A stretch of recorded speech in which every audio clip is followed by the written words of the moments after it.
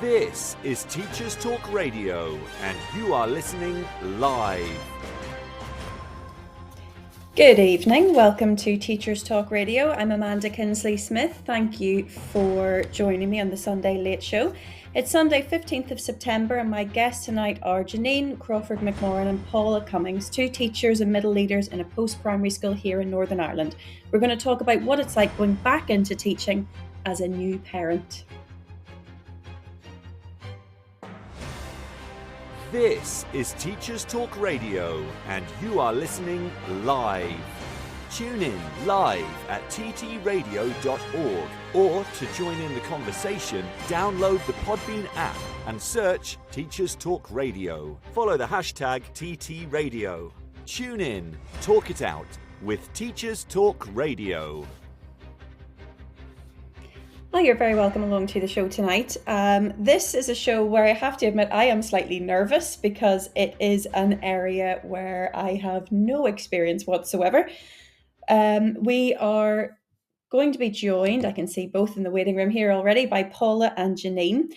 In a previous podcast, I was talking to a guest, Kathy McAllister, about lots of different things and about how staying in the classroom can be just as rewarding as going up the leadership spine. But also, we talked about how the biggest number of teachers leaving the profession are women in their 30s, particularly women in their 30s who are mothers.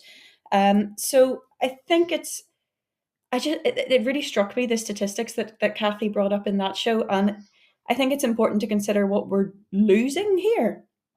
You know, we've got all these parents, men and women, but the statistic was saying mostly women who have so many fantastic skills. And I just thought it would be good to look at, well, what's that journey like back into teaching, and how can we support these fantastic women who have families but who also want to stay in teaching, because that's where they're making a heck of a difference in people's lives and they're good at it. So we're going to be hearing from Paula, we're going to hear from Janine. I also have some advice here from veteran mums who are teachers about how they manage it and how fulfilling it can be. As I said, I have no knowledge or expertise here. I do not have a child. I have a small dog, and it's difficult enough organising myself, my husband, and the small dog. Not that I organise him, you know, the two of us together trying to organise just a dog and our twin nieces and nephew. So I will not be offering my own advice. I'm very much here only to listen this time, and I can see that Paula and Janine are both here. Very welcome. Are you both connected? Okay, is everything? Can you give me a little hello? So Can you hear me? Yes, lovely. We've definitely got you both. Oh, good. Fabulous. Thank you so much for coming on tonight. Really looking forward to chatting to you both about this, because you're both now just coming back off maternity leave. So if we start, maybe Paula, with you, do you want to just tell us sort of what your subject is and when you were off on maternity and when you came back? Yeah, so I'm head of mathematics, and I was off on maternity leave pretty much all of last teaching year. I actually finished on the 15th of September last year, and I returned then, so pretty much a year ago today. And I returned then, whatever date we started back in August, was it the 21st of August? So I had 19th, about 11 earlier. 19th, oh my goodness. So yes, I had the 11 months off, and it feels like a lifetime ago now. And Janine, what about you? Yes, I am a biology teacher and full-time, and very recently made joint head of year 14. And for the past few years, I've been doing sort of acting head of drama. So my maternity leave, unfortunately, wasn't quite as well planned as Paula's. And I came back the last week of June, but actually it was fantastic. And then off for the summer again, and back then in the August staff days. So pretty good, yeah. Yes, I do remember, Paula, whenever you had said to me that you were going off and you were telling me your dates, I was like, this is organised as only a maths teacher That's a could. mathematician, isn't it? But I love that. I mean, looking across the board there, we've got English here, Paula, we've got the maths with you, Janine, biology and drama, which would be a combo that's probably most people have would not naturally think of. And head of year, and Paul, you're head of numeracy as well in the school, aren't you? So Yes, that's right. Yes. both with whole school Both. responsibilities and both house mistresses as well. So in Hmm. charge of, Yes. you know, leading your houses as well. So I just want the people at home to realize that it's, I imagine, difficult enough thinking, okay, we're coming back into teaching and you two are coming back in and volunteering and interviewing, putting yourselves forward for more roles, just adding some extra to come back to as well.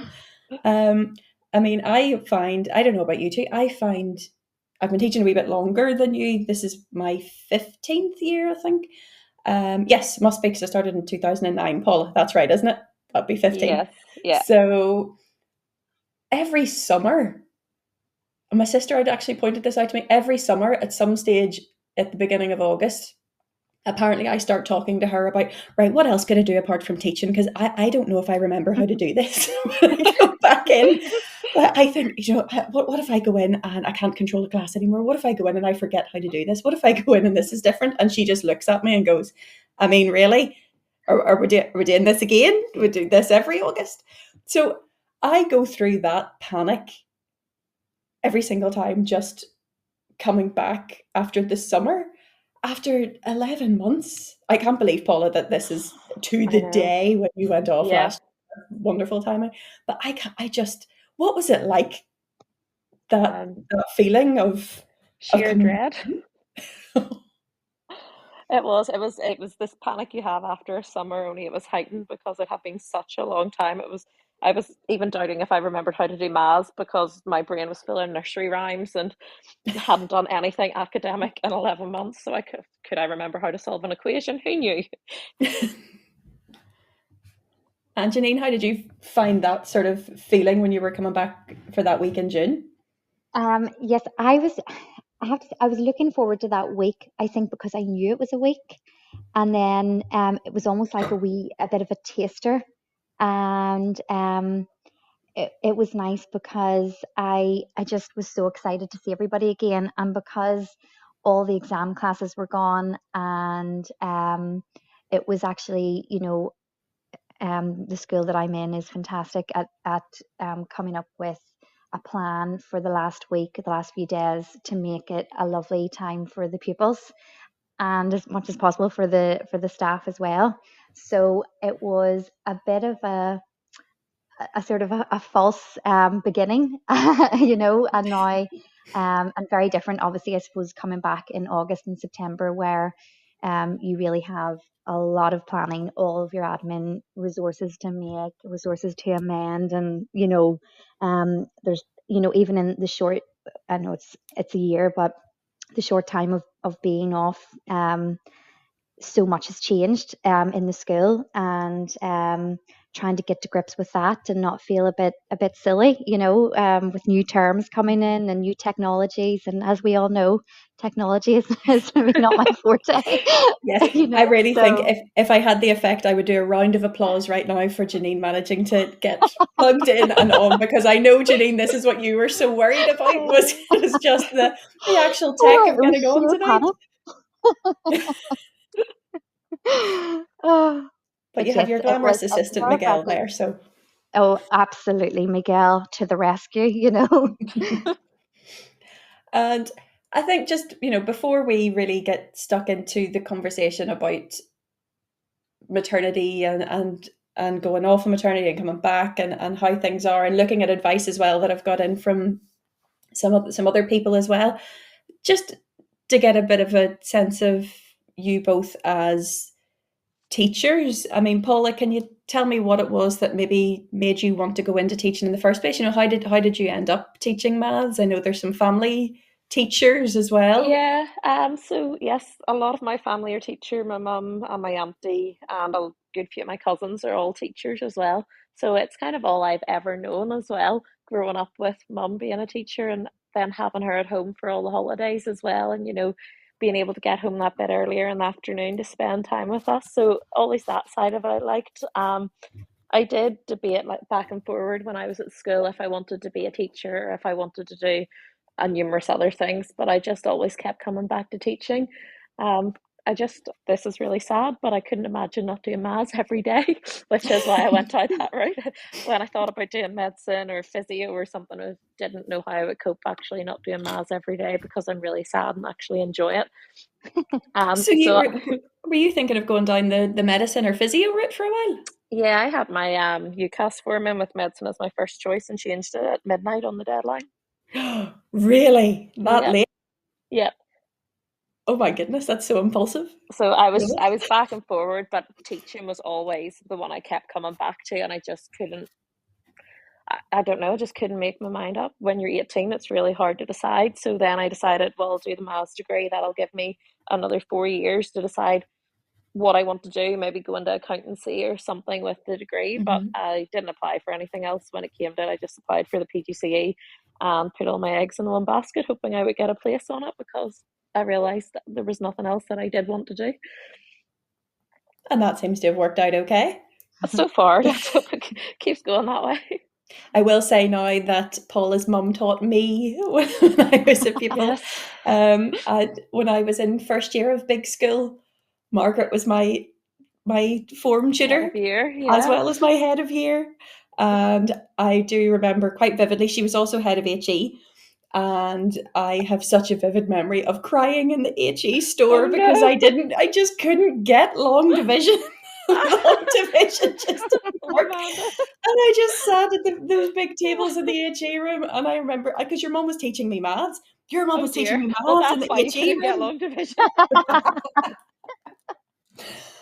Oh, it's all coming back now. I remember your mum was teaching me maths in the HE room, Oh. and I just started to cry because I could not get long division to work at all. Long multiplication was fine, but Paula, I don't know what sort of witchcraft long division is. I still would avoid it like the plague if I could. It's just scarred you for life, that experience. It has. So shout out to Margaret. Thank you for that. But I'm sure that you're not having to deal with students crying in your store from not being able to do maths. I'm sure that it's all marvelous. No, we won't go as far as all marvelous, but thankfully we haven't had tears in the store yet. It might Yet. come. Yet. And what about you, Janine? What made you think of going into teaching? I wanted, during A levels, I had a real sort of mixed bag, the drama and the biology and the chemistry and English literature. A nod to yourself there. Woohoo! And I felt really sort of torn.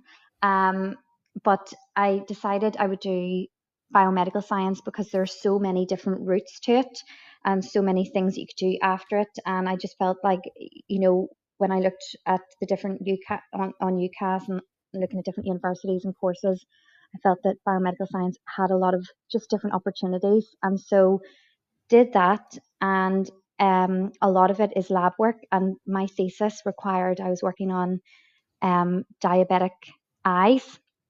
and you're required to sit in a cold lab in the dark to protect the eyes. And it was in the winter time, and so I went in early in the mornings and it was dark and it was cold, and I was in all day in a dark cold room, and I left in the in the dark and in the cold at night, and I just thought, lab research is not for me.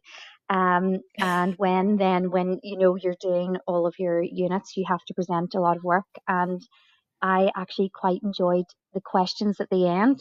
And it was actually one of my teacher tutors at university said to me, not many people enjoy the questions at the end; they sort of dread it. And you sort of seem to want to kind of come up with explanations and help people understand. And he actually said to me, would you ever think of, going into teaching?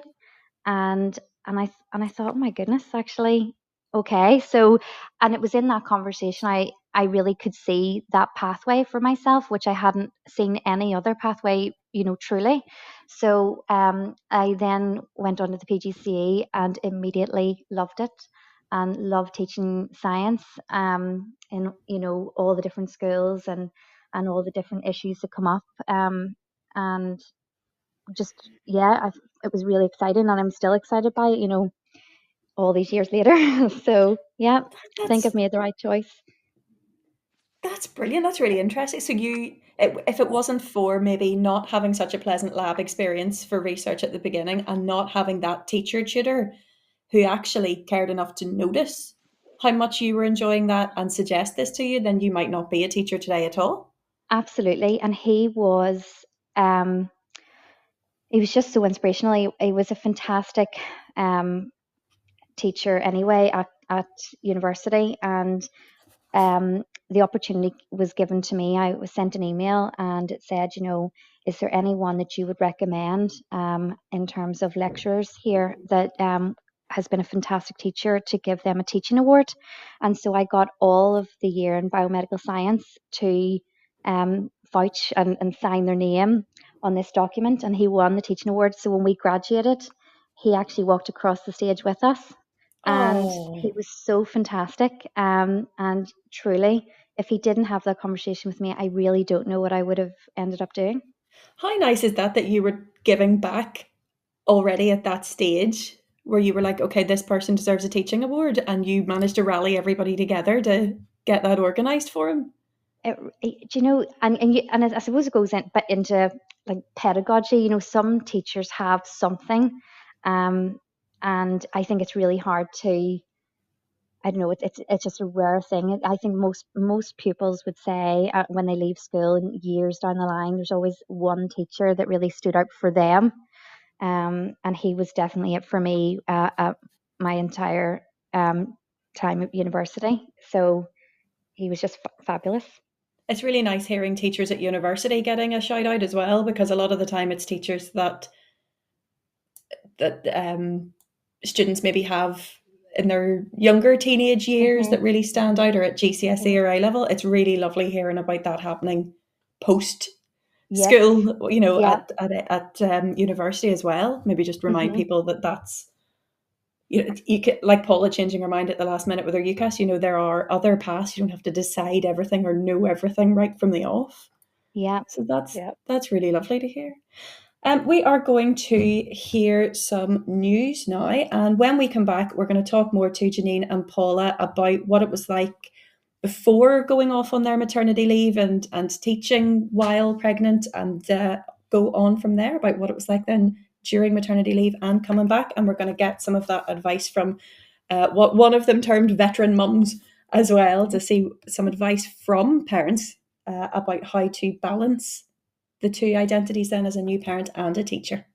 This show is brought to you in partnership with John Catt Educational, publishers of professional development books and resources that support great teaching and learning in schools around the world. Don't miss out. Level up your professional development today and visit johncattbookshop.com to explore the full range of titles. Use the code JCTTR2425 for 20% off your order. Happy reading.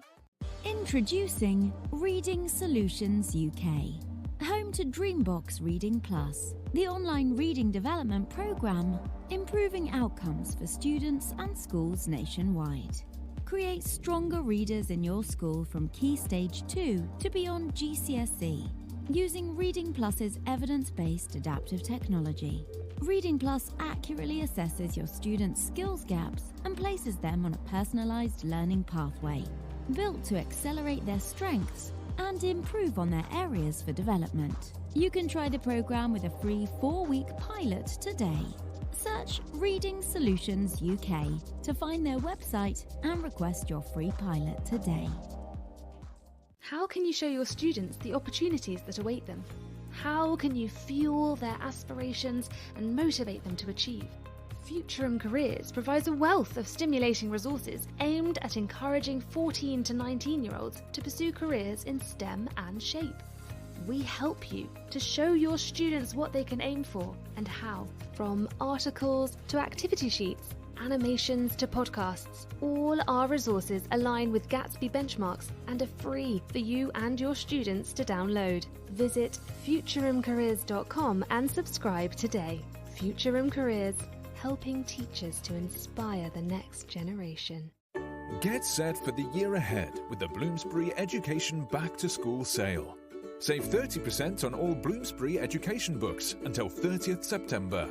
From the very best in research-led practice to trusted advice on inclusivity, behaviour and curriculum design, we've got something for everyone.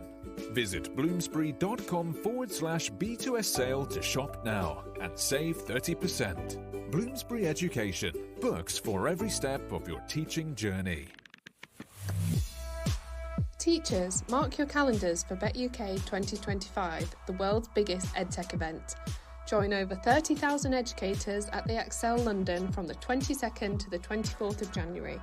Discover the latest EdTech innovations, network with peers and access hundreds of hours of CPD. Did we mention it's 100% free for educators? Whether you're looking for inspiration or practical tools to enhance your teaching, BET has it all. Don't miss this opportunity to shape the future of education. Register today at uk.betshow.com. That's uk.betshow.com. This is Teachers Talk Radio, and this is Teachers Talk Radio News.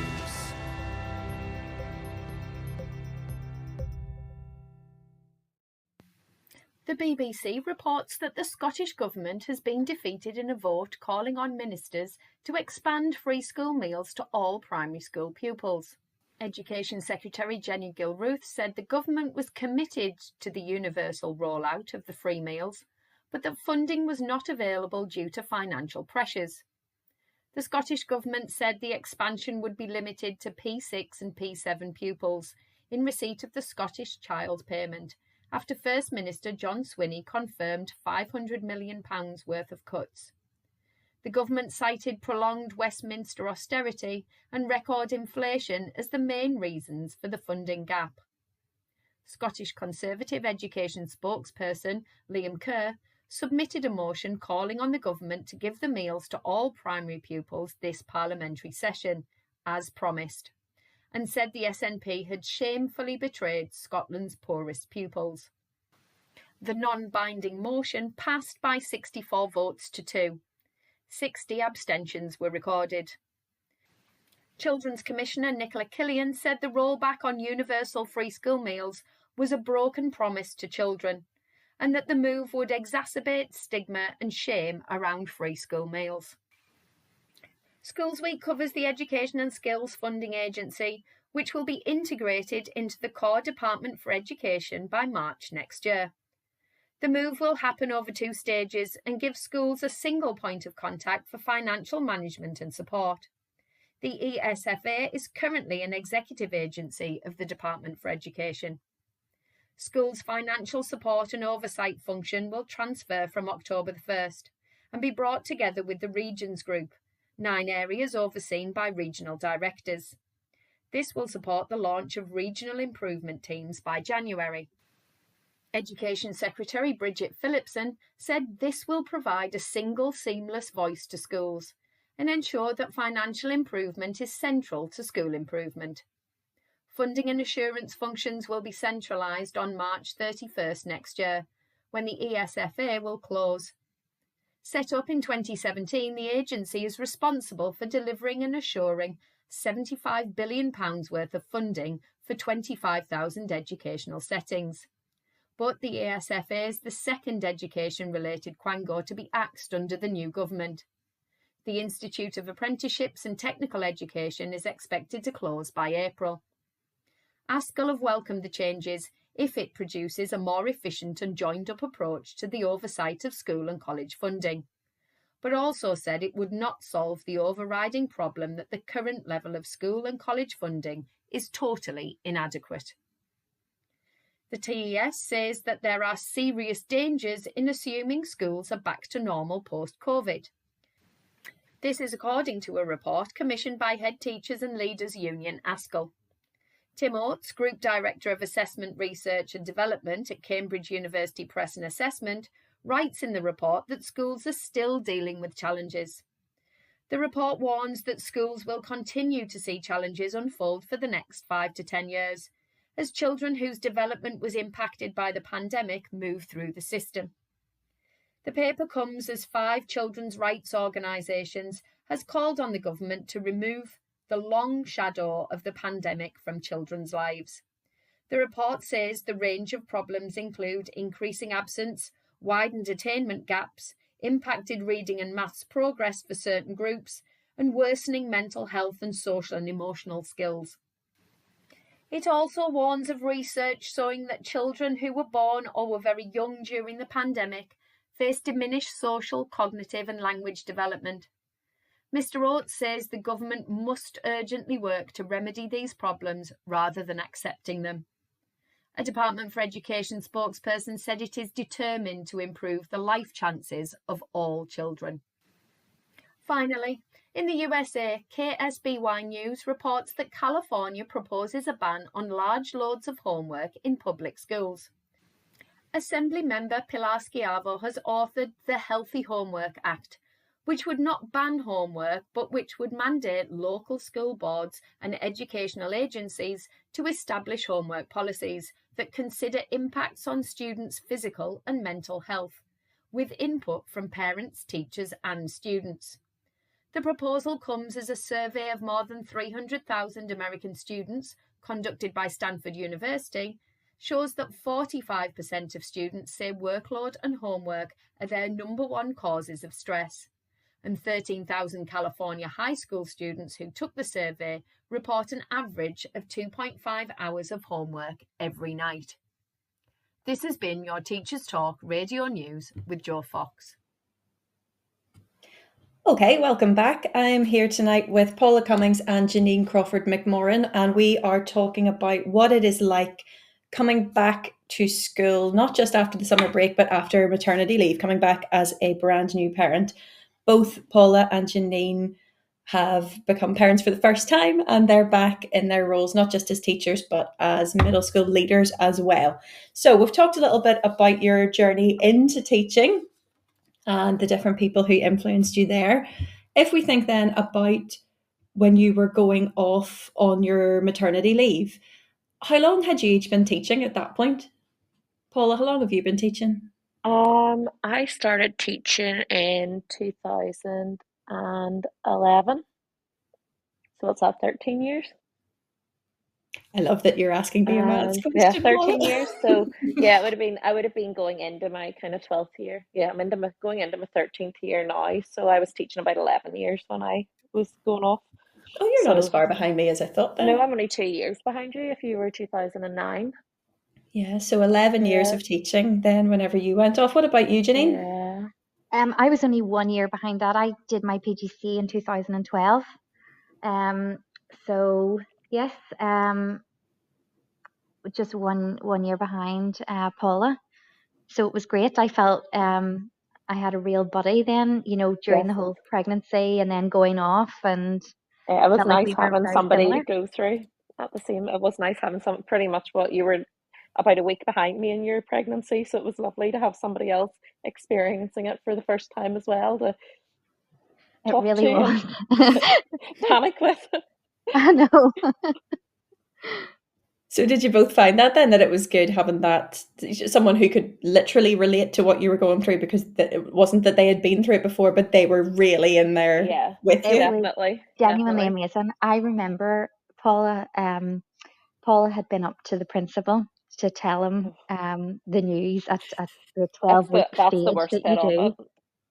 And she came down the stairs and we didn't know about it, but she said, would everyone just come to the biology prep room just to have a wee chat?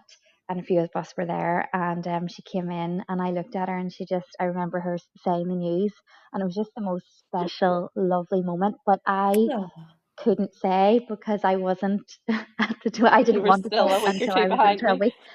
Not that I would take her thunder, of course, but it was so lovely, and immediately I was really excited then because I knew in a week or two I was going to share the same news, and then I would have somebody, so it was great. Oh, and I mean, Janine, I would like to imagine a full-scale production happening then in the biology prep room with the biology and drama being combined.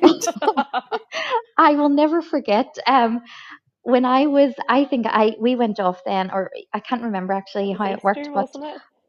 yes, it was Easter break. I think we did go off for. I think you told us after Easter. I told everybody just before Easter, Yes. and then you broke your news just literally as soon as we returned after the Easter holiday. Uh-huh. And it was as if the body knew, because almost immediately once I said that, I feel like I felt like I just started to show. But I remember a week or two passed at that point, and I thought, do you know what? This is very difficult to hide now, because I unfortunately had the worst, I say morning sickness. It was all day. And I had the drama class. I hadn't told any pupils, any classes yet.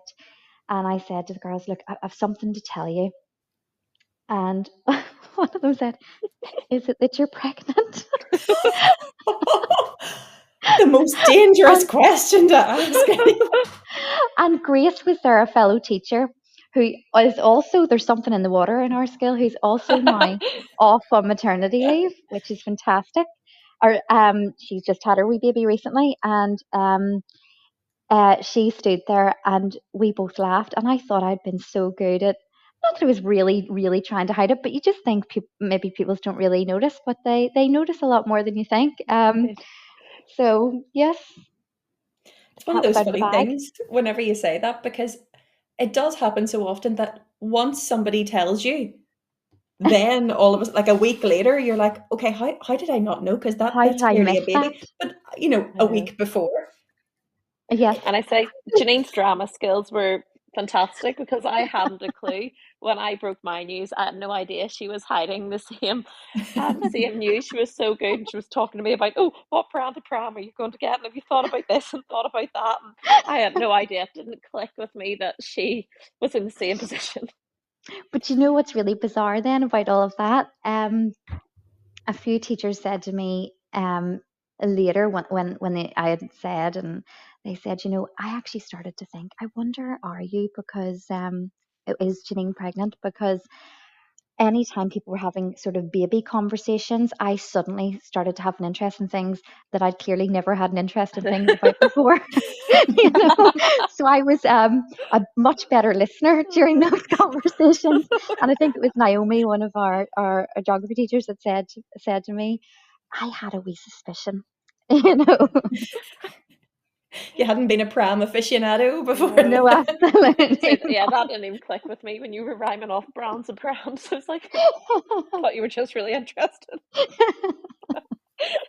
Well,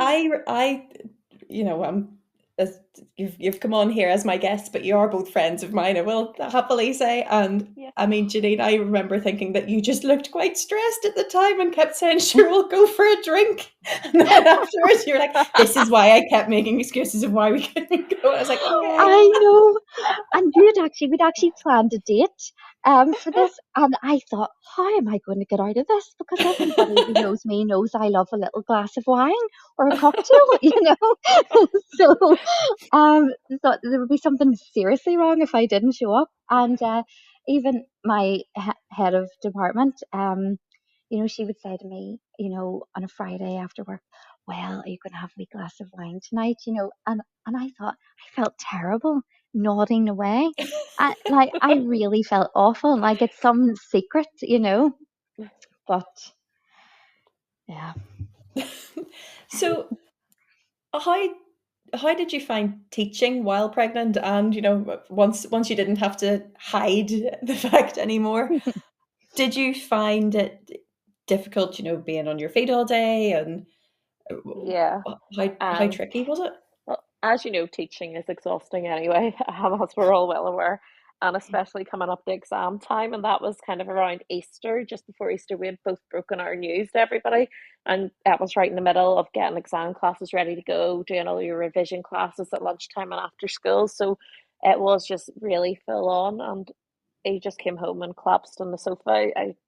You were exhausted, and it's not the sort of job you can just sit behind your desk and Mhm. get away. You have to be up and about and moving about the classroom. So that bit, it was difficult, but the only, I think, saving grace was the height of our pregnancy, like 7-8 months pregnant. It was the summer, so at least we got that 7-week Mhm. break to kind of relax and recover, to keep us going for then August, September last year, when we both came back for about a month. So I think Yeah. being off for the summer kind of gave us a renewed sense of energy to help us push through to the end. I don't think I could have kept going. I think I finished when I was 38 weeks pregnant, and I couldn't have went that long if I hadn't have had that summer break. And do you think the same, Janine? Yes, I unfortunately was really, really ill, and had 2 forms of anti-sickness, and it still didn't. Per reception, I remember vomiting in reception one day, and was sent home. And you know, I really struggled in the first trimester and into the second trimester with that. And then once that went away, had a great second trimester, a sort of renewed sense of energy, and third trimester just felt so cumbersome, so dense. And because biology, and I teach a bit of junior chemistry, it is very practical heavy. And you really want that for the pupils as well, you know, and you kind of think to yourself, you don't want your pregnancy to sort of negatively impact the normal teaching and learning that you do in the class. You know, and I felt really horrendous, genuinely, at the end of every day, even during school. Just really heavy. It was really, really difficult. And honestly, exactly the same as Paula, I would get home and I would not move from the sofa, and I was in bed so early every night. But then you can't sleep at night because you can't get in the good position. It's a terrible thing. From my perspective, this is really interesting to hear and really useful to know, because it's not something that I've been through. And as a head of department, you know, that's really useful for me to know if there is a colleague, a friend, or someone in my department who is pregnant while teaching, that this is, this is the sort of thing that it's good to talk about. And then it means that everyone is able to support you more. Absolutely. Yeah, and I know, Oh, go ahead. Sorry, Paul. So I was going to say, Erica, who does our cover, was always very good. If there was a sub in and he wasn't needed to cover a class, she would always offer him to one of us if we needed a break. If we had a 9-period teaching day and one of the subs was free, she would always ask, do you want him? So you can sit down for half an hour. And my head of year as well was brilliant at offering to take Thursday form time for me occasionally, just to give you a little bit of relief. So I think we're very lucky that we are in such a supportive school. I couldn't agree more. We are very lucky with the staff that we have. Coming back in the August, September, when the timetable's still sort of, there's maybe a few room changes and things. My 2 colleagues in the biology department were just fabulous, and they let me have the one room permanently, and bless them, the 2 of them went on the move to everywhere and anywhere, for rooms. And I happened to be in a room called G2, and it's very, very close to the staff room, which was fabulous. It was very, very good, very little walking for me. And I, again, can't praise Erica, who is one of our senior leaders, who does cover. And even just for medical appointments, you feel a bit embarrassed almost to say, look, I have an appointment on this day, and I know that you shouldn't, but you're so aware of, oh my goodness, now she's going to have to get a sub in and cover this, or another fellow colleague is going to have to cover this for me. But there's always a bit of give and take. And I would always say to her, look, if there's another colleague that needs out when I get back, put me down for their cover, And I just love how supportive the whole staff really are. I'm sure there are people who will hear this and go, gosh, I wish my school were like that. But it's so good to hear practical things that senior leadership and colleagues can do. So things like looking at, okay, how can we arrange things so that you're not having to change rooms so often? How can we make sure that, if I love that, Paul, the idea of, okay, well, if we have a sub in and they're free for a period, let's give these people priority and see, do they need it first? And we will come back to Erica as well, because she's given some fabulous advice before. I can't wait to hear it. And just what you were saying there, Janine, about feeling embarrassed about asking out for appointments. When I was speaking to teachers who are also parents, that idea of guilt seemed to come through quite strongly. Can I just reiterate right now that as someone who doesn't have to get out for, kids' appointments or for medical appointments that way. I do still need to get out for other appointments myself. I do not. We all have this guilt, and I just do not know sometimes what is with us, because I can safely say I would not have any issue, would not hesitate at all in wanting to cover you to get out for those appointments. And yet I still feel embarrassed if I have to ask out to go to a doctor's appointment and things as well. And I just think we need to try to pick that out of our brains in some way. We're humans, and I think we totally forget, you almost want to become a robot in the classroom, and you don't want to impact other colleagues, and we're so aware of, I think, when you're in a smaller staff of a school, a school with a smaller staff in it, you're so aware of the consequence of you getting out for appointments. Maybe in a bigger school, or a school that has sort of I don't know if there are many schools like this, but with a massive fund for sub teachers. But you're so aware of the cost of it as well. But we are just so lucky in that, just at the core, I suppose, of our school, it's so supportive. But yes, you're always aware of the impact. Yeah, but you wouldn't hesitate to cover anybody else, and nobody would hesitate to cover you. No, definitely not. Something maybe we need to bear in mind sometimes. So what was it like then when it was finally time, it was hitting the summer, you were going off on your maternity leave? Were there things you were excited about? Were there things you were worried about? What was that like? I think it got to the point that you were so tired, I was ready to go. But I was scared, and obviously you don't know what's coming. And as you know, I'm the sort of person who likes routine and likes structure. So that going into the unknown and You're not going to taking have Ma's teacher stereotype boxes here, Paula.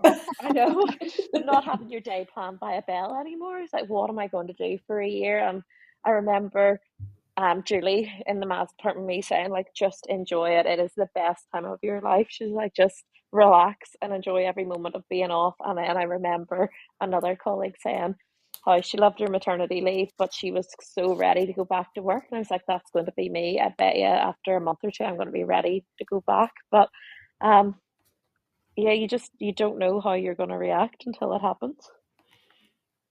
And what about you, Janine? How did you feel going off? I was very ready. I was although I couldn't at the end of the third trimester skip. I skipped in my mind out of the school. Mental skipping. That drive home on that final day, in September, and also as well, we got a fantastic biologist in to cover. And that feeling where you just know the classes are in good hands, the department is really content, the pupils are happy, you're truly leaving on in a really contented way. And I was a bit different from Paula in that I was having a scheduled C-section for medical issues, and so I knew my day and I knew the time, and and because we had been off for the summer, as well as Paul had said earlier, I had all the shopping done, all the everything bought that needed, and so I truly then enjoyed my last sort of week or two, and tried to relax as much as possible. So yeah, very ready to leave. What would you say, now having been off on maternity, if there's someone listening who is pregnant now, maybe about to go off, maybe still months away, what advice would you give them going into their maternity leave? Paula, what would you say? I would probably tell them to try and not worry, because I do remember worrying about things like I was head of department, but I knew I was leaving it in good hands. But I found it hard at the start to switch off. But they need to just let go, because once your baby's here, that's not important. There's other people in place. Um, Things in school will keep going without you, and it will be fine without you. There is very capable people there to look after your roles and responsibilities, so everything's there for you when you come back. But as Julie told me, just enjoy your maternity and forget about work for the year, because it's the only chance you're going to have with your baby. Yeah, that time's not coming back. There'll be a new school year. Yeah, that's it. What about you, Janine? What advice would you give? sort of practical advice is teacher maternity pay is terrible. And I think if it's on the cards for you, even pre-pregnancy or early pregnancy, I would be smart. I wasn't. I had really no notion of just how poor maternity pay is. And I think it would be quite smart to forget about school stuff and actually, just invest in sort of those months. So I would put away a bit of money every month. And so when the pay kind of drops to very little, that you've got that you can give yourself a bit of a wage, because I think it's so important when you're off on maternity. It can be actually very lonely, and just getting out and getting a coffee, is such an important thing to do for your mental health, for physical health, and not having sort of financial worries. And so kind of saving is such an important it would be something I would tell myself, if I could do it again, it would be save a bit. That's really practical. I had no idea how bad it was until a friend who's a teacher was going off on maternity leave, and I thought that you got 6 months rather than 6 weeks. I wish. It's not even 6 weeks full pay. Is it not 2 full and 4 weeks at 90%? Yes. And then it is really poor. I mean, I just thought because so many teachers I know when they've gone off on maternity have taken the whole year, I thought it was better. Yeah. So yeah, that is really practical and good to know. Something that I've found from colleagues going off on maternity leave as well, from sort of a head of department position, is if there's something someone has invested a lot in. So for example, a colleague of mine's off on maternity. She has put a lot in recent years into organising the most amazing poetry slams in our school. And I know that means a lot to her. So I was specifically asking her before she went off, right, what can you tell me? I will not do as good a job, but I will certainly do my best. And asking her, so what's that like? And I said to her, so she said, I'm really, I'm a bit gutted that I'll be missing that. And I said, well, sure, you can come in for it. I'll let you know when it's happening and you can come in. Yes. And her face lit up and she's like, oh, I could come in for that. So she won't have to organise anything, but she'll be able to come in and be a part of that and come in and see us all, and we'll get to see her and catch up. She'll see that this is happening, and then she can go and forget, it's not this is a school obligation, but it's that, you organised this and you're more than welcome to come in and enjoy it. I haven't forgotten about you. Which is quite a nice thing, I think, as well, when there is something not academically or anything that they have to do anything for, but just reminding them that you're still thinking about them might be quite a nice thing. Whenever we're going to have a quick pause here, and when we come back, we are going to think about what it is like then coming back. So what it's like when you come back after that maternity leave, that break. So we will be back with that in just a minute. This show is brought to you in partnership with John Catt Educational, publishers of professional development books and resources that support great teaching and learning in schools around the world. Don't miss out. Level up your professional development today and visit johncattbookshop.com to explore the full range of titles. Use the code JCTTR2425 for 20% off your order. Happy reading. Introducing Reading Solutions UK. Home to Dreambox Reading Plus, the online reading development program, improving outcomes for students and schools nationwide. Create stronger readers in your school from Key Stage 2 to beyond GCSE, using Reading Plus's evidence-based adaptive technology. Reading Plus accurately assesses your students' skills gaps and places them on a personalised learning pathway, built to accelerate their strengths and improve on their areas for development. You can try the program with a free 4-week pilot today. Search Reading Solutions UK to find their website and request your free pilot today. How can you show your students the opportunities that await them? How can you fuel their aspirations and motivate them to achieve? Future Careers provides a wealth of stimulating resources aimed at encouraging 14 to 19-year-olds to pursue careers in STEM and SHAPE. We help you to show your students what they can aim for and how. From articles to activity sheets, animations to podcasts, all our resources align with Gatsby benchmarks and are free for you and your students to download. Visit futurumcareers.com and subscribe today. Futurum Careers, helping teachers to inspire the next generation. Get set for the year ahead with the Bloomsbury Education Back to School sale. Save 30% on all Bloomsbury education books until 30th September. From the very best in research-led practice to trusted advice on inclusivity, behaviour and curriculum design, we've got something for everyone. Visit bloomsbury.com/B2S sale to shop now and save 30%. Bloomsbury Education, books for every step of your teaching journey. Teachers, mark your calendars for Bet UK 2025, the world's biggest EdTech event. Join over 30,000 educators at the Excel London from the 22nd to the 24th of January. Discover the latest EdTech innovations, network with peers and access hundreds of hours of CPD. Did we mention it's 100% free for educators? Whether you're looking for inspiration or practical tools to enhance your teaching, Bet has it all. Don't miss this opportunity to shape the future of education. Register today at uk.betshow.com. Okay, welcome back. We are here with Janine and Paula, and we're talking about what it's like coming back to teaching as a new parent.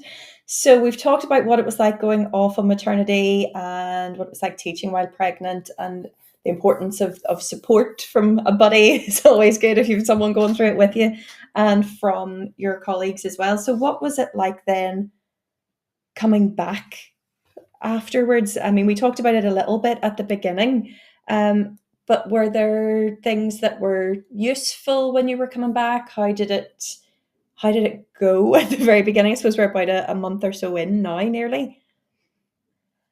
I think the way coming back in August staff days was great. I know obviously everyone doesn't have that luxury depending on when your maternity leave starts and ends, but for both Janine and I, it worked quite well that coming back in August with about nearly 2 weeks of staff days. So that was a long time to get your head around your planning and preparation and get to meet with your department and get caught up in everything you've missed out on the previous year, because a lot does change. And I know I'm part of the teaching and learning committee, and there's massive changes and massive leaps have been made with that in the past year since I've been off.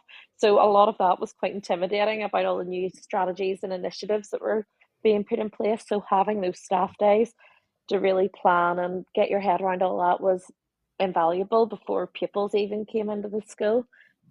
So I think that did help break us in and ease us in gently to it. So I think it's been about 2 weeks of teaching now. And at this point, it does feel like you didn't even have a year off. It feels like you never left. Really? Is it just all? Yeah, it's just, I think, as you know, it is busy. So I was obviously worried about coming back, and part of me didn't want to leave Noah because he's still so young and he's at that lovely age now where he's starting to interact and really get excited by things, and you feel like you're missing out now and not getting to do the baby classes with him. But once you're in school, it's strange. As soon as you walk through that door, your brain kind of just flicks from mum mode to teacher mode, and you don't have time really to think or worry about him until then 3 when the bell goes again, because you're just so focused on your pupils and there's so much going on within the school that you have to be present for. You don't have time to be thinking about your home life. Yeah. And Yeah. Janine, have you found that too, that the two different identities are kind of, Yeah. okay, once you're in here, you have to focus entirely here, and once you're in there, you have to focus entirely there? Yeah, I couldn't agree more. It's such a shame almost, they're at this because they're so close together in age. They're at this incredible stage now where it's finally worth it all, and they're giving you something back. And and you do feel, oh my goodness, I'm missing out on so much. Alexandra's in daycare every day, and it's actually amazing technology. Even though I struggle with it, it is actually fabulous.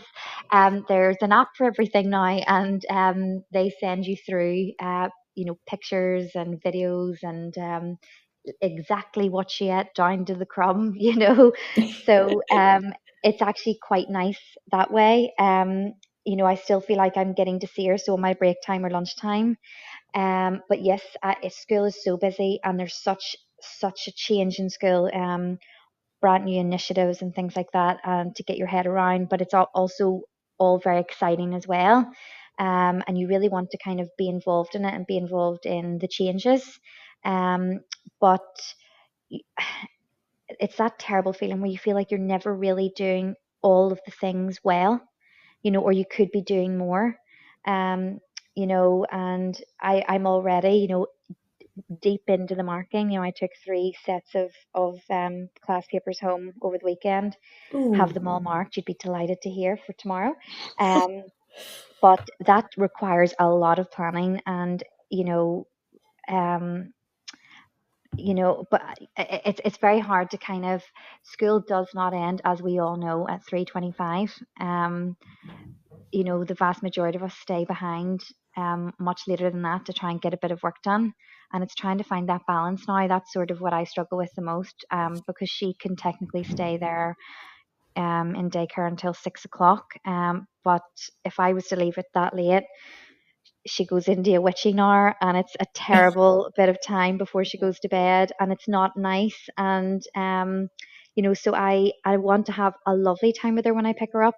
So it's trying to find that balance of staying and being productive and getting work done, but also actually just leaving school and being with your child. And trying to find the time then to get the marking done later. So it's you're juggling a lot. Do you know, that seems to fit so well with what I have found when I've been asking other people what it's like and what advice they would give to new parents, men and women who are now parents, maybe for the first time, who are coming back into teaching. And when I look at what some of they're saying, Janine, some of what you were saying there seems to fit really well with what Barbara, another biology Hmm. teacher, Yep. Hmm. what the advice Fabulous. that she had. Because obviously biology, you're Yep. absolutely on it here because you're singing from the same hymn sheet. Because immediately she said you need to go easy on yourself because teachers are perfectionists, but you cannot be perfect. And she said that, everyone feels that they're not as good a parent or as good a teacher when they're trying to do Hmm. both. And that particularly she felt working mum guilt is real, and that it Yeah. doesn't go no matter what you do. There's always Hmm. going to be a bit of that there. And that seems to be the same as what most parents I've Yeah. spoken to who are teachers and who work in other sectors as well. That seems to be what Oh a yeah. lot of them are saying. A confession to make. I remember, very early on, in the first few years of teaching, and somebody would say, in whatever school I was in at the time, oh, will we all just stay behind today and get, this done? Let's tackle this together, And one person would say, and it was generally always a woman, oh no, I can't, I have to pick up the children, I have to do this, so no, I've got homework to do. And I never really appreciated it at the time. I thought, oh, could you not just stay even for half an hour? In my mind, I never voiced it. Hmm. And now I realize, no, they can't, because that half an hour puts them into rush hour traffic. It then means that they're getting their child later from daycare, wherever they're picking their child up from.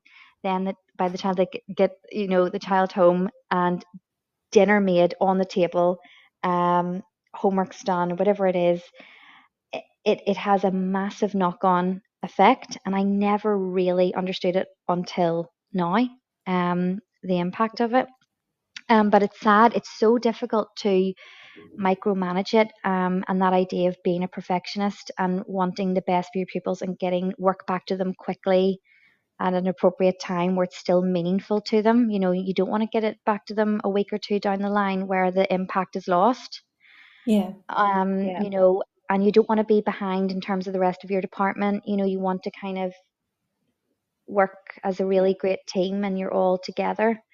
Um, and it's difficult, but and that goes for, it's not just about motherhood, or this is for, I so many teachers I know have really difficult home circumstances, whether it's sick parents or Hmm. you know so many different issues, sick children, and I think we all have to be very kind to ourselves, but kind to one another. And we forget that, we're never kind to ourselves. We always try and push ourselves to do that bit more. Yeah, do you know, it's funny when you were saying that, I was remembering whenever my nephew Jack, when he was little and he used to go to a nursery after school, and once he got a bit older and was in primary school and was still going, he was not so keen, but he had to go. There was no option. My sister was a single mom who worked.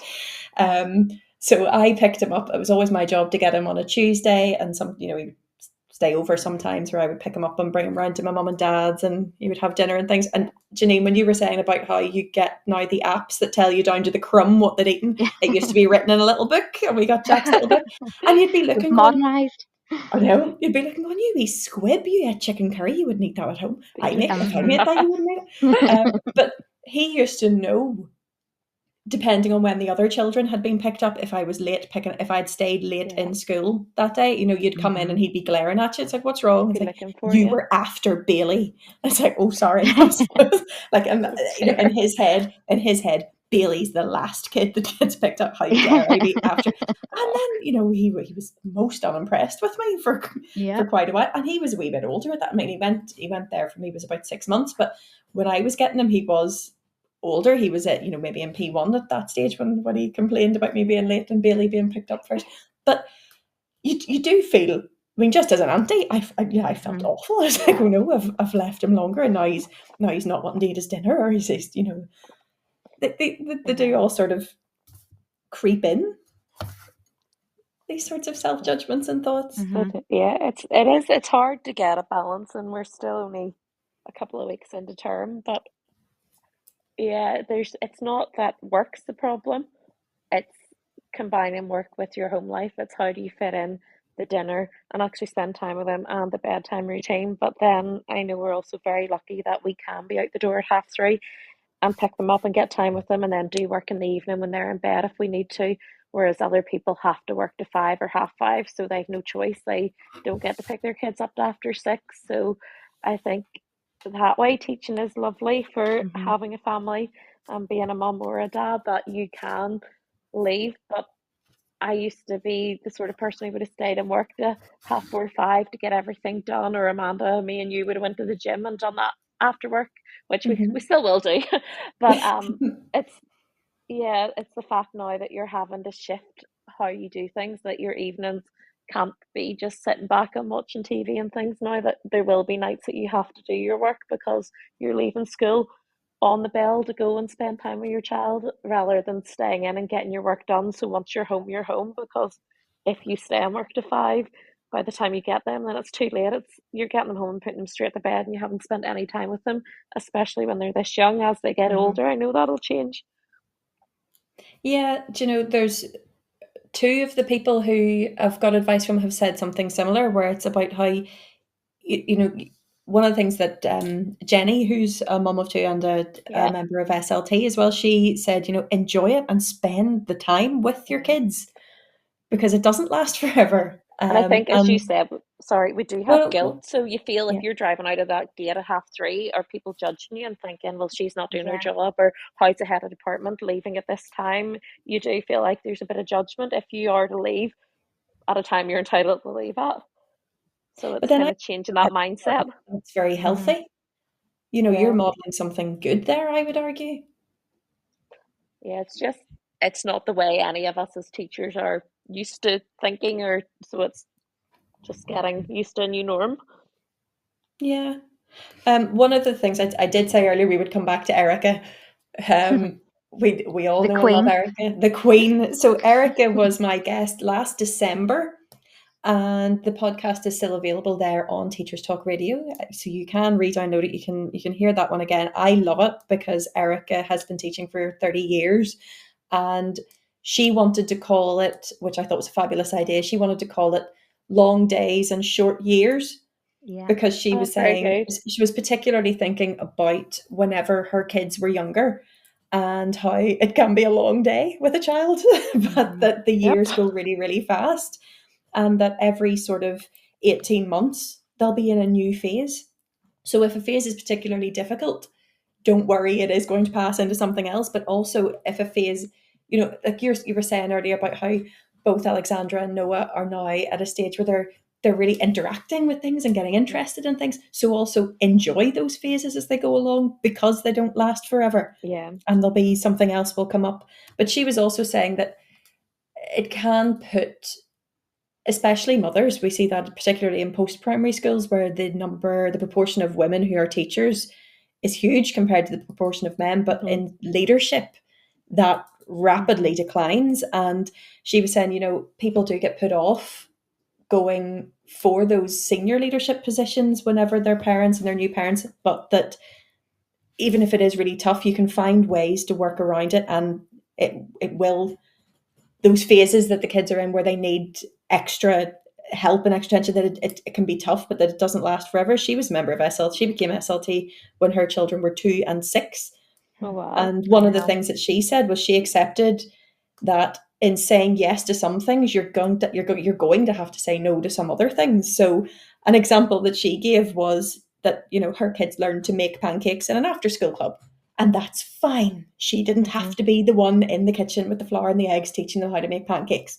That, she doesn't get to bake for the school sale or go into a Christmas event if it's in the afternoon, but that's okay, because that's how they ran their family. And there was no point in feeling guilty or comparing it to other families, that you have to find what works for you and your baby and your circumstances. Absolutely. We all know that I'm not a cuisine goddess, so I'll never forget the time that home economics was put on my timetable, and when I had to admit that sorry, it's not me. Actually, those lovely lunches I bring in, I didn't make those. It was swiftly removed from my timetable then. I don't think it's just fancy lunches. I think it's the fact that you put up Instagram videos where it looks like you have cooked things that you have not in fact cooked. Janine Crawford. Sadly, I was just holding the spatula. But I couldn't agree more. I think nurseries now and after schools, they have really came a long way in the last sort of few decades as well. And I think it's great. Children don't always have to learn from their parent at home. And and you shouldn't feel guilt about that. I know that I can sort of compartmentalize that, and kind of, I know that Alexandra is probably never going to learn to make a pancake from myself, but I sort of, I accept that. But there'll be other things that I can teach her. I'm not quite sure what they are yet. Maybe biology, maybe a bit of drama, but yeah, I think we have to realize what Erica had said. Yes, there are things that you want to be able to say yes to. And for instance, for me, this head of year post came up, and it's something that I've been so acutely aware of, that I feel that I don't really have, and haven't had on my sort of CV as a teacher so far, where I've truly put myself forward for pastoral care. I know as a form teacher that we all follow a pastoral care program, and even without having sort of that title of a head of year, pupils do come to you for and tell you things, and they feel they have, you've created that lovely rapport with them, that they can speak to you about things. But I sort of feel that I wanted to do it in a more official way, and try and sort of develop professionally. But I know that now this may cause me to have to say no to other things. It's just having that, trying to lose the guilt of saying no, and working out what things, because you want to do it all. And I suppose it's the nature of teaching. Prioritizing what is most important, what needs to be done now, and what can maybe wait to down the line to take on, even in work, because I know we're all the same and we say yes to everything. So I would have signed up to every single teaching team going, and then thankfully our VP said she would like us all to pick one so we could focus our attention on one team and do one thing well. And I was like, oh, thank goodness, because I didn't know how I was getting out of the 10 million teams that I was in. So at least that's actually great. What you need is actually somebody in senior leadership to say that, to actually say, do you know what? Yes, It's wonderful it that you doesn't all look want to do bad. everything, Yeah, but just do one thing and do it well, then sign up to everything. And I know we all want to do spreading it yourself all. too And thinly. yeah, yeah. And when somebody actually states that, it gives Yeah, you the confidence. Yeah, I yeah, agree. I think we have the helium hand. We yeah. I all have think the all helium three of hand us do. where if they say, right, we're looking for volunteers to join this team, and if we don't immediately hear other people saying, Like, "Oh, I'll do that's it. great, I'll do that," we get that feeling in our heart and in the pit of our stomach where we think, "What if nobody else puts their hand up?" Yeah, And then you turn around, and before you realize it, your hand is already by your ear. Yeah. It's just floated up. The wee helium hand has floated itself up my ear. And then we end up volunteering for absolutely everything. But you're right, Paula, you were saying there, when you see a member of SLT stating it, it means that you realise it yeah, doesn't look bad. You're not letting anybody down by not being on every single team. yeah, definitely. And it comes back actually to another bit of Erica advice, and we love Erica advice. So We one do. of the things that she talked about was a video that she had seen online. I think it might have been Jill Berry, it might have been Professor Jill Berry. She had talked about how, as the way Erica explained it, was as teachers, we solve all our problems by addition. Paula, you're going to love this because it's all addition. Okay, I'm listening carefully. So she said, as teachers, we try to solve every problem with addition. So if you have a pupil who is struggling, you think of extra things they can do, which is more marking that you help them through with, or you do a revision class after school, or you put this in place, you put that in place. If there's a student who has broken the behaviour policy, you put a detention in place. You're always adding things that you are doing to fix it. But that when it comes to this type of work-life balance, we need to look at subtraction. We need to look at what can we actually subtract here. And it might mean, well, she was talking about when your kids are a bit older, looking and going, sorry, do they need to go to every single activity that is on offer? She said that her sister told her kids, you can pick one Mm-hmm. and we will go to that. But that, even when it comes to the 1,000,001 birthday parties that they'll be invited to in primary school, that she would ask her kids, right, do you really want to go to that one? Because she wanted to spend time with them at the weekend as well. And that, it's okay to be sitting in your pajamas on a Saturday morning with your kids watching a film rather than rushing off to jiu-jitsu and to this, that, and the other. And that it was okay to look at, okay, so in work, I'm going to focus on this, but I'm going to subtract that. And at home, I'm going to do this, but I'm going to subtract that, because you can't do absolutely everything. You'd be completely burnt out.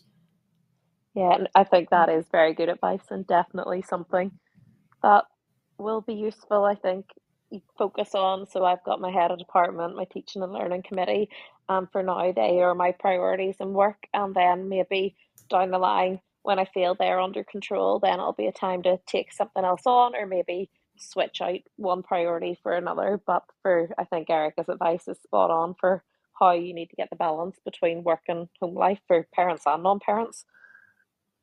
Yeah. Does that sound about right with you as well, Janine? Yes, oh, absolutely. I just feel it is. We always say this word balance, and how do you create it? But in the future, I mean, all of my friends are sort of a bit ahead of me. They maybe have one or two children in their primary school, and it's exactly what you said there, Amanda. Multiple invites during the weekend to a child's party in their class, and actually, I don't know how they do it, because they're both maybe working full time, and you want to spend time with your children as well. And of course you want them to have hobbies or extracurricular activities, but it goes back to, I suppose, us in teaching. Pick one or two things and do them well, rather than spreading yourself thin. And that goes for, I suppose, children as well. Get them into something they're really truly interested in and passionate about, and and nurture that. um, and and all the other things. It just needs to be as you said there, do you really want to do this? Is this something you absolutely need to do? So I think we need to take that advice on ourselves. Yeah. I think that for me, certainly even without children, I think that I could do with a bit of subtraction and not trying to be Superwoman and take absolutely everything on. We are going to have our final pause for some messages, and when we come back, we're going to think a bit more about advice that's been given from veteran parents and some more advice from my two guests. So we'll be back in just a sec.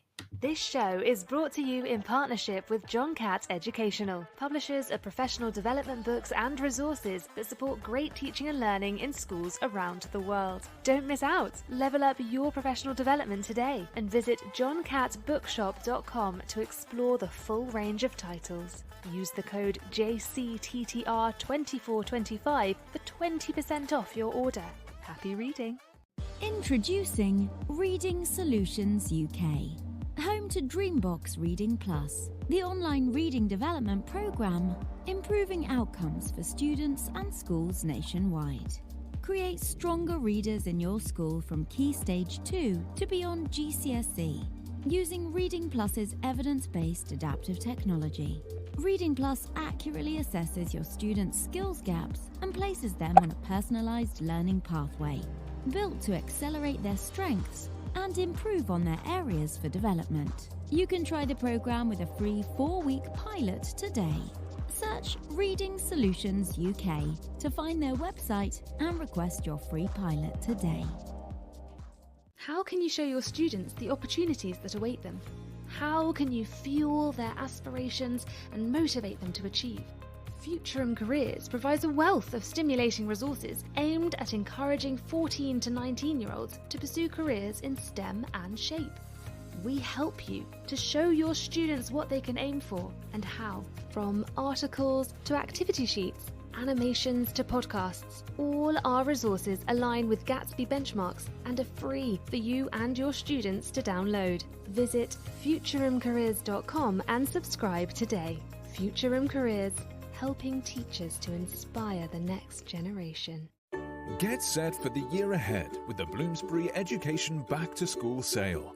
Save 30% on all Bloomsbury education books until 30th September. From the very best in research-led practice to trusted advice on inclusivity, behaviour and curriculum design, we've got something for everyone. Visit bloomsbury.com/B2S sale to shop now and save 30%. Bloomsbury Education, books for every step of your teaching journey. Teachers, mark your calendars for BetUK 2025, the world's biggest EdTech event.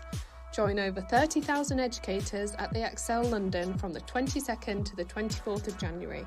Discover the latest EdTech innovations, network with peers and access hundreds of hours of CPD. Did we mention it's 100% free for educators?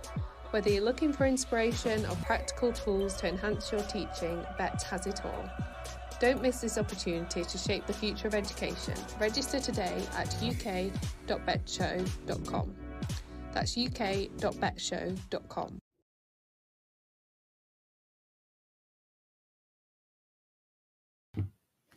Okay, we're back for our final little bit of tonight's chat. I can't believe this has gone so quickly. So for the last bit, I wanted to think about some of the advice that's been given and some advice that you have and how you feel now going forward as a mum and a teacher and a school leader as well. So what advice maybe have other people given that's really stood out to you or that's resonated with you? Paula, what about you? What's been good, solid advice you've had? I don't know. There has been good advice, but I think we've covered a lot of it. Definitely the enjoying your children. Everybody's saying that, how quickly time goes, and you don't believe them until you're in the moment, and then you're like, oh my goodness, the newborn phase disappeared within seconds, and this wee phase of them crawling about is disappearing. So it is just making sure that you're spending time with them. As everybody says in work, no matter how good you are at your job, you're replaceable at work, you're not replaceable at home. So make sure that your home life is one of your priorities. That yes, when I am work, I'm focused on work and I want to do the best that I can, but it can't become absolutely everything. There has to be a point where you switch back to your home life and your family is your priority. And again, I think that's important whether you're a parent or not as well. Everybody has their own friends and family, and they need to, for their own well-being as well, prioritize that, because I think if you've had a lovely weekend at home with your family, doing nice things, nice activities, you come back in on a Monday rested and refreshed and ready to go, and you're full of energy, and you're um I think you're better for your pupils then. Whereas unfortunately there is some weekends we have to spend, I know Janine had a bad weekend this weekend, but you have to spend doing marking and doing schoolwork, and it's hard then. You're tired from the get-go on the Monday as well. So I think making sure you give yourself those some time at the weekends where possible, to focus on something that you enjoy for your own well-being, it's very important. I think reframing it like that's a really good idea. Like you're talking about how when you do those things, you go in on the Monday able to be a better teacher when you get there Yeah, because you have had that Mhm. break. you're not as exhausted. You're not starting out on a Monday morning tired and already thinking, "Oh, I wish it was Friday. I need this week to be over." You have energy and you've got your enthusiasm and you're raring to go. Yeah. And what about you, Yeah. Janine? What advice has kind of stood out to you? Um, I sort of agree with that. That idea of um, really using your weekends well and investing in yourself, doing lovely activities. It means then, of course, I think we all, no matter what job you're in, and I think we're all lucky. I do think we all love our job. We love teaching. And I know there are times where we have moments of weakness that we maybe go on to NI Job Finder or some sort of website, and we think, right, how could I be a millionaire? Um, by Oh, we've doing all two. wondered. Well, it all requires being good at technology, and so that would be me out from the get Oh, go. yeah. Um, you know, It's all so worked well tonight. but maybe I could win an Oscar, and maybe that would be it. I hope. Um, so uh, I don't know. I feel like that investment in yourself, and that goes for anybody. Teaching has such a high rate of burnout. Um, and one thing I have learned is, I can only speak about some. I'm sure a lot of schools are similar. When we started back, when all the pupils came in, I was on what's called Week B timetable, and it was lovely. I had, I would say a free period almost every day, and I was really productive and got, class admin done, and, amended a few things and got a bit of marking done. And then week A hit me, like a ton of bricks. And the free periods are a bit less in week A and a lot of double periods and things like that. And I would say that's probably the case for most people. They probably have, if you're in a 2 week timetable, a good week and sort of what they would call their bad week. And so what I have learned, if it's only been through it once, is I need to be smarter about how I'm planning that week A. Um, maybe do, work out, maybe do a few less practicals, because constantly being on your feet is not sustainable.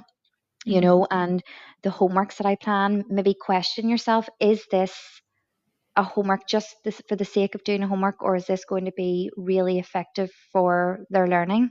Because ultimately I'm going to be marking it. So it's that idea again of adding on and taking away.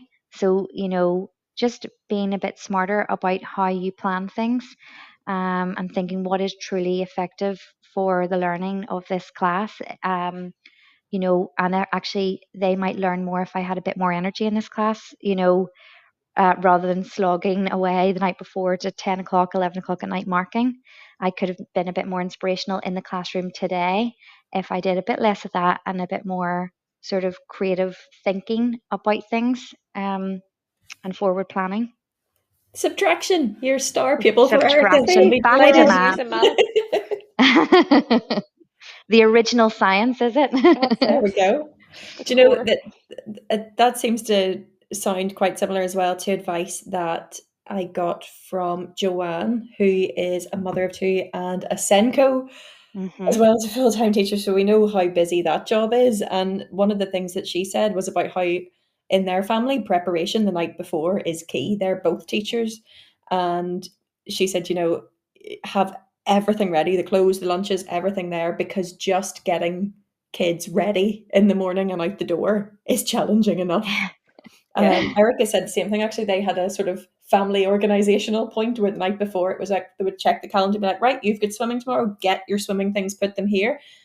So they got the kids involved in having everything ready, and that if they didn't have it, there was no point in the school phoning them and saying, oh, he's forgotten his swimming stuff, can you drop it round to the school? Nope, no I can't, he'll just have to go without. And then they were able to kind of get that resilience that way.